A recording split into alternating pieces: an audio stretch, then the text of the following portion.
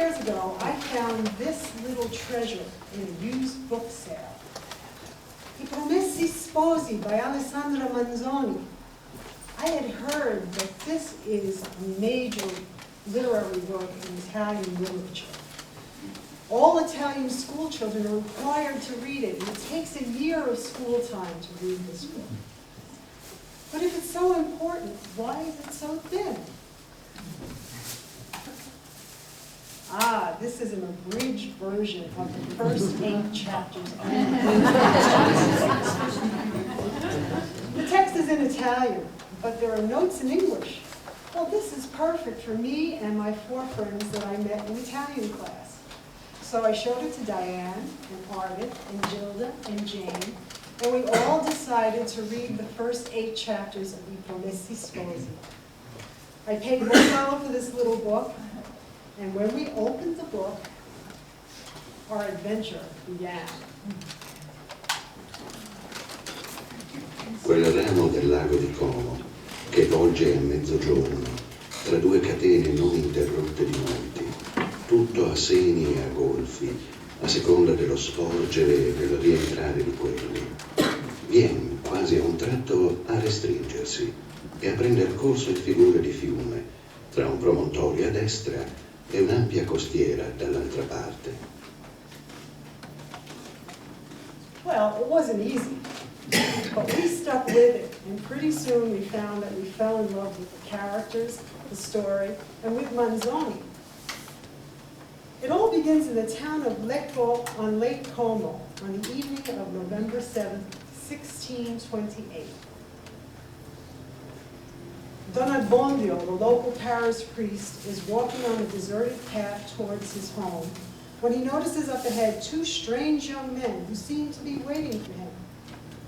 They approach and ask him if he intends to perform the marriage of Lorenzo Tramaglino and Lucia Mondello the following day. Questo matrimonio non s'ha da fare, né domani né mai. This wedding must not take place, not tomorrow, not ever. And then they give him the regards of their patron, Don Rodrigo, the local nobleman, a tyrant who is feared by all the humble people in the town. Don Abbondio is terrified. He promises to obey the command, and he runs home. Poor Don Abbondio, what a terrible night he has. Such bad dreams. In order to save his own skin, he must convince Renzo not to marry Lucia. Next morning, Renzo arrives, all dressed up in his best clothes. After all, it's his wedding day, or so he thinks. What time should he and his bride arrive at the church, he asks. Don Abbondio says, oh, there can't be a wedding today because I'm not feeling well. Renzo doesn't believe this. So Don Abbondio says, the wedding can't take place today due to some formality that has been neglected. Renzo is confused and frustrated, and he wants to know when the wedding date can be set. But he senses that there's something more to the story. He loses his patience and he demands the truth. Finally, Don Abbondio tells him about the threat of Don Rodrigo. Meanwhile, Lucia is at her house with her mother Agnese and other women preparing for the wedding and waiting for the bridegroom. Renzo arrives, but he asks to see Lucia privately. When she sees the expression on his face, she knows something is terribly wrong. Anxiously, he tells her that the wedding is off because of a mysterious threat of Don Rodrigo. Santissima Vergine, chi avrebbe creduto che le cose potessero arrivare a questo punto? Who would have believed that things would come to this? Sobbing, Lucia tells Renzo and Agnese what happened. One day, as she was walking home from the silk mill, Don Rodrigo approached her and made some inappropriate remarks. In fact, that nasty old Don Rodrigo has his eye on Lucia. and he made a bet that he would conquer her. Lucia was so frightened, she told only her confessor, Fra Cristoforo. He advised her to hasten the date of the wedding, stay out of sight of Don Rodrigo, and pray. Renzo is furious with this news. He wants to confront Don Rodrigo. He wants to climb that steep hill to Don Rodrigo's castle, but fortunately, the women calmed him down. And Agnese convinces him to go to Lecco and see a lawyer instead. She gives him the 4 chickens that she was saving for the wedding banquet as payment for the lawyer.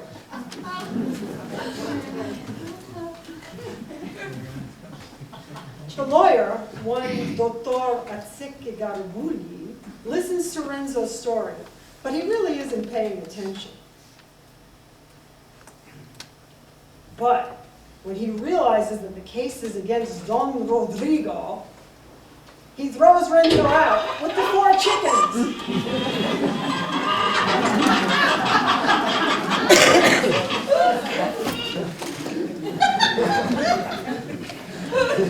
Who will help Renzo and Lucia now? Fra Cristoforo tries to help. He climbs the steep hill to Don Rodrigo's castle and confronts him.